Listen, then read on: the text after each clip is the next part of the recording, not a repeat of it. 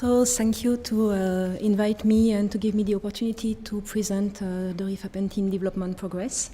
I will not come back on epidemiologic figures that have been already presented yesterday by Christian, but in Sanofi, our goal, so we are really convinced that preventing TB by treating latent TB infection is the cornerstone for strategy for TB elimination. So we are in total agreement with these figures displayed on the right, which is from publication from Abu Rada in 2009, showing that treating active TB even with shorter regimens is not enough, and we need to have concomitantly a treatment for latent TB and active TB in order to drain the tank of TB. So clearly there is a need of new regimen that would be shorter and that could facilitate dose administration and that will be better tolerated. Rifampicin is from rifamycin family and has several advantages as compared to rifampin.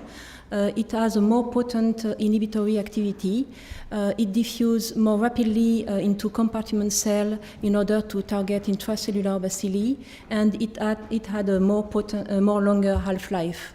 These properties give to rifampicin a higher exposure, leading to better efficacy, and we think that this is a good product to shorter duration, either inactive or latent TB. So I will focus my presentation first on latent TB, then I will briefly present where we are in active TB. So you all know the huge study done by CDC TBTC, so-called the study 26 or PREVENT study.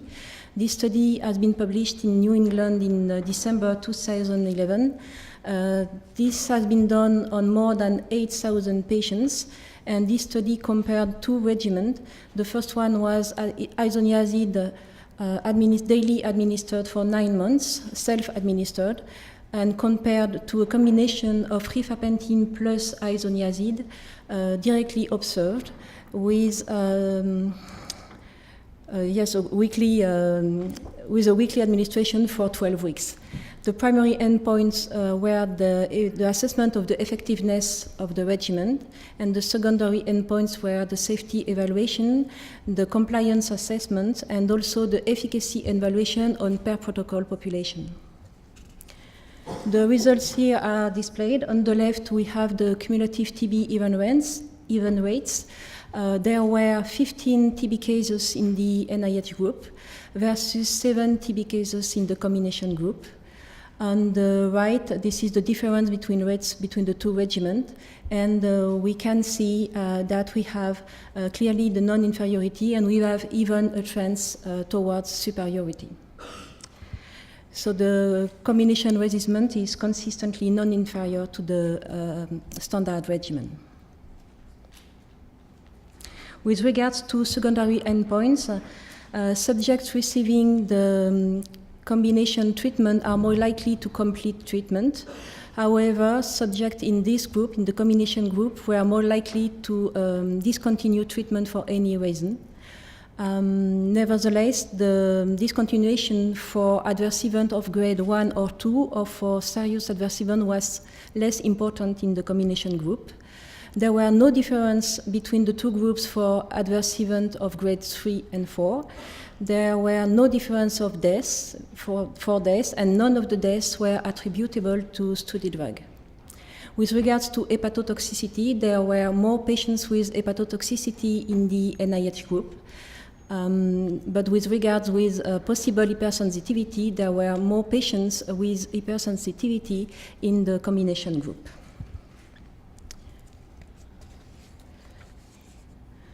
So this study, to sum up, is the largest study done on the latent TB.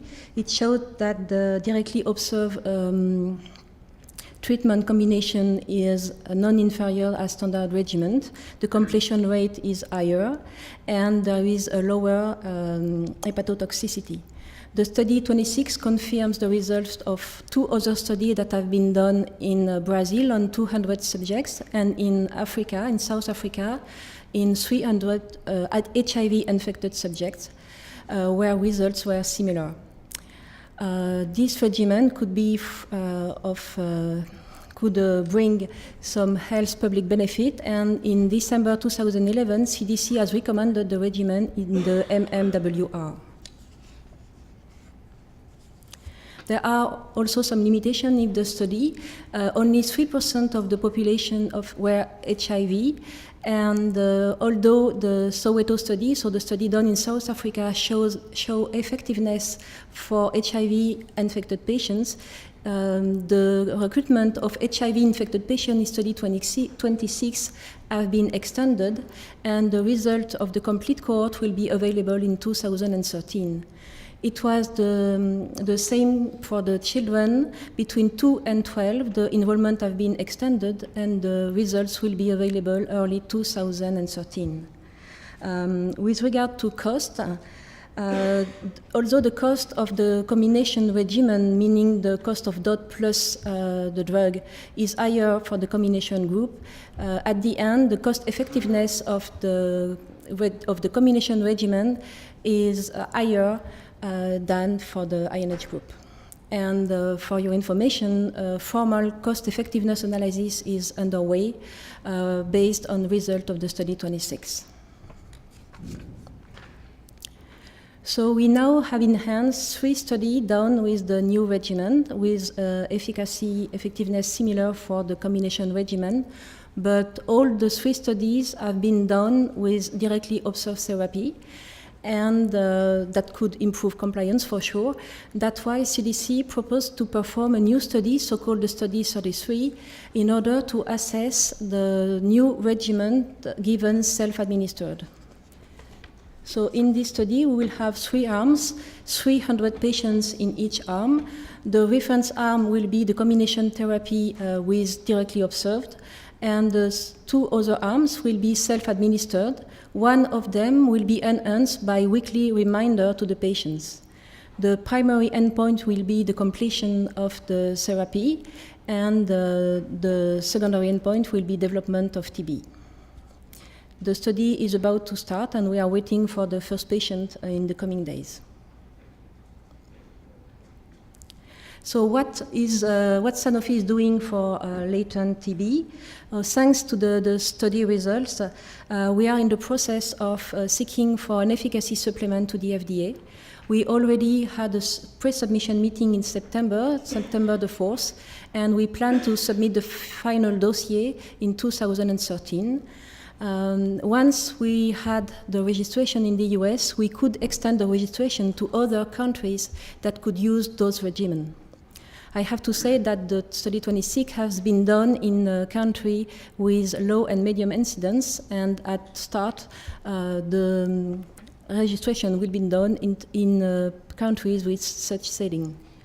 With regards to pharmaceutical, we are in process of developing fixed dose combination. There will be 2 formulations. The first one will be for adults. It will be a film-coated formulation containing 300 milligrams of each product.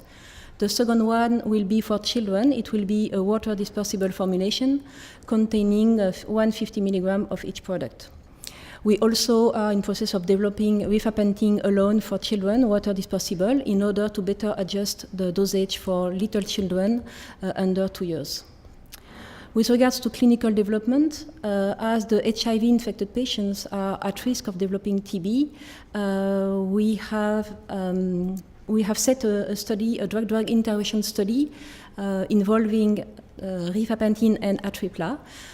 This study is ongoing. We have already 3 patients included. So this study is done on HIV patients having atripla since at least 6 months. We are testing rifampicin either for the daily regimen or for the weekly regimen. The results of this study are expected in the first quarter of 2013. With regard to the price, we are performing also our own pharmacoeconomic studies, and we will revise the price of our regimen accordingly in order to have competitive regimen and to offer the regimen to all the patients who need it, according to Sanofi Access to Medicine tier pricing policy. Now I will speak briefly on active TB, very briefly because all the development of active TB is mainly done by CDC. But for active TB we have two approaches. The first one is combining rifampicin with new TB drugs, and this is done via CPR coalition. And the second option is to substitute rifampicin for rifampin, and this is done really in close collaboration with CDC. You can see here the development plan. Some of those studies have already been done. It's the case for the study 29. The results of this study have shown lower rifampicin exposure than expected. And it has been decided to extend the study 29 to a study 29X, exploring 3 doses of rifampicin, 10, 15, and 20 milligram. This study is ongoing. The recruitment is quite finished because this morning we have reached the 326 patients. It was planned to have 320.